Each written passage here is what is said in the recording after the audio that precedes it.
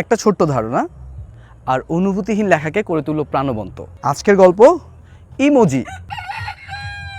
সাল 1999, জাপানে শিগেতাকা কুইটা নামের এক ডিজাইনার কাজ করছিলেন মোবাইল ইন্টারনেট ব্যবস্থা নিয়ে।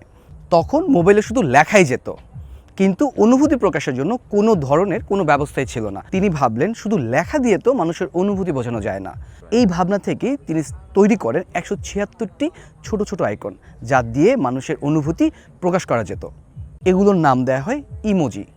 আর এই ইমোজি শব্দটি আসলে জাপানিজ দুটি শব্দ থেকে তৈরি করা, ইমোজি, যার অর্থ ছবিভিত্তিক চিহ্ন। তখনকার সময়ে এর ব্যবহার শুধুমাত্র জাপানে ছিল।